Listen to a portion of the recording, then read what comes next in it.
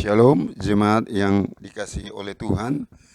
Sungguh kita bersyukur jika hari ini adalah hari kematian Tuhan Yesus. Pada hari ini, semua umat Kristen di seluruh dunia memperingati hari kematian Yesus Kristus di atas kayu salib, yaitu Jumat Agung. Hari hamamatan Tuhan Yesus Kristus di Golgota. Pada hari ini kita beribadah di rumah masing-masing oleh karena virus COVID-19 yang melanda seluruh dunia, termasuk Indonesia. Kami percaya walaupun jemaat beribadah di rumah masing-masing, lawatan Tuhan pasti terjadi bagi setiap keluarga yang melaksanakan ibadah. Itu sebabnya jangan sampai ada jemaat yang tidak melakukan ibadah di rumah masing-masing. Karena hari ini juga kita akan melaksanakan perjamuan kudus. Amin. Kita baca firman Tuhan 1 Petrus pasal 2 ayat 24 dan 25. Ia sendiri telah memikul dosa kita dalam tubuhnya di kayu salib, supaya kita yang telah mati terhadap dosa hidup untuk kebenaran, dan oleh bilurnya kamu telah sembuh. Sebab dahulu kamu sesat seperti domba, tetapi sekarang kamu telah kembali kepada gembala dan pemelihara kamu. Ada 6 tujuan Tuhan Yesus mati di kayu salib. 1. Memikul dosa kita dalam tubuhnya di kayu salib. Artinya, ketika kita mengaku dosa kita dengan benar kepada Tuhan, dengan tulus hati, maka dosa kita berpindah kepada Tuhan Yesus di kayu salib. Betapa kasihnya Tuhan Yesus kepada kita. Haleluya. Mazmur 32 ayat 1. Berbahagialah orang yang diampuni pelanggarannya, yang dosanya ditutupi. Ada sukacita, damai, dan kebenaran. Ayat 3 mengatakan, tetapi ketika tidak mau mengaku dosa dan meninggalkannya, hidup tidak bersemangat dan selalu mengeluh. Mengeluh karena keuangan yang makin sulit, karena kelakuan suami, istri, anak, dan berbagai masalah.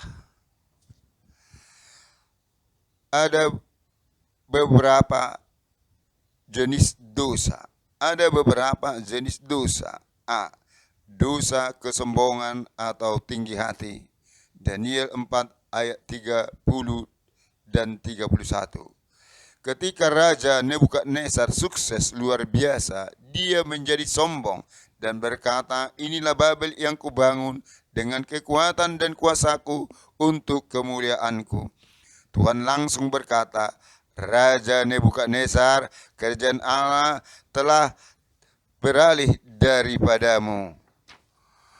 Engkau akan dihalau dari antara manusia, dan tempat tinggalmu akan ada di antara binatang-binatang. Kepadamu akan diberikan rumput seperti kepada lembu.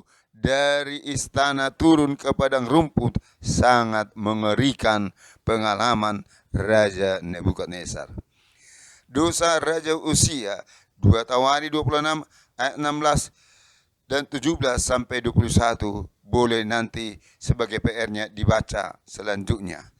Raja Uzia setelah sukses, ia melakukan yang bukan tugasnya, membakar ukupan, yaitu sebenarnya adalah tugas imam. Akibatnya sakit kusta sampai hari matinya. Sangat tragis nasibnya. Amsal 18 ayat 12, tinggi hati mendahului kehancuran. Itulah sebabnya mari kita seluruh jemaat Philadelphia hidup di dalam segala kerendahan hati. Amin. B. Dosa penyembahan berhala. Akibat dosa penyembahan berhala terkutuk sampai keturunan keempat. Ya, sangat mengerikan. Jadi jika opungnya, neneknya terlibat di dalam penyembahan berhala pedukunan, maka sampai keturunan keempat akan menderita.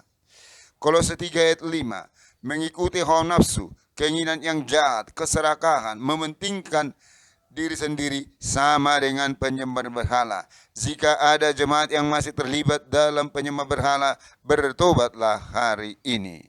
C. dosa seks. Dosa seks sangat merajalela sekarang. Sebagian besar orang tidak menganggap dosa seks sebagai dosa, perselingkuhan, seks bebas, dan lain-lain. Padahal itu dosa yang sangat menjijikkan. 1 Korintus 6 ayat 19 dan 20. Dosa perselingkuhan adalah dosa dalam tubuh manusia. Mari kita jaga agar nikah kita yaitu nikah yang kudus di dalam kehidupan sehari-hari kita ini. Yang kedua, setiap orang yang percaya masuk surga. Yohanes 3 ayat 16. Ayat yang ke-16. Setiap orang yang berdosa, yang mau percaya kepada Yesus dengan benar akan masuk surga. Itulah salah satu karya korban Kristus yang sangat mulia. Orang berdosa oleh percaya masuk di dalam surga. Puji nama Tuhan. 3. Supaya hidup untuk kebenaran. Ketika kita telah ditebus oleh darah Yesus, maka kita akan dimerdekakan dari perhambaan dosa dan menjadi hamba kebenaran. Roma 6 ayat 18. Menjadi jemaat yang setia beribadah, melakukan kebenaran dalam keluarga, dalam pelayanan, dalam pekerjaan, dan dalam kehidupan sehari-hari, sehingga kita menjadi saksi buat orang banyak. 4. Oleh bilur-bilurnya kamu telah sembuh. Kuasa darah Yesus menyembuhkan segala penyakit termasuk virus corona. Kita doakan pada hari ini sebanyak-banyaknya orang yang terpapar virus corona sembuh oleh darah Tuhan Yesus Kristus.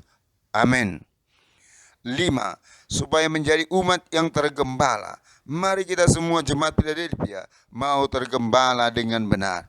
Daud adalah orang yang mau tergembala, digembalakan Tuhan dengan benar, menjadi orang yang nomor 1 di Israel. Jika saudara semuanya mau menjadi umat yang tergembala, saudara akan memiliki masa depan yang cemerlang. Puji nama Tuhan. 6. Supaya dalam nama Yesus bertekuk lutut segala yang ada di langit dan yang ada di atas bumi dan yang ada di bawah bumi, dan segala lidah mengaku Yesus Kristus adalah Tuhan bagi kemuliaan Allah Bapa. Filipi 2 ayat 10-11. Inilah tujuan Tuhan buat semua jemaat hari ini di dalam memperingati hari kematian Yesus Kristus di kayu salib. Tuhan Yesus memberkati kita semua. Amin. Terima kasih Tuhan, berkatilah firman-Mu yang telah kami dengar hari ini Tuhan, supaya Tuhan 6 tujuan Tuhan yang dinyatakan di dalam kebenaran firman-Mu itu boleh menjadi nyata. Kami hidup di dalam kerendahan hati, kami bebas melakukan kebenaran, kami telah dimerdekakan dari dosa. Bahkan Tuhan, kami mau menjadi umat yang tergembala dengan benar, sehingga kami sungguh-sungguh Tuhan akan mengalami kebahagiaan dalam kehidupan kami sehari-hari. Karena Tuhan adalah Gembala Agung yang menggembalakan kami dan yang menjadi pelindung kami di dalam kehidupan kami sehari-hari. Di dalam nama Tuhan Yesus kami berdoa, haleluya, amin.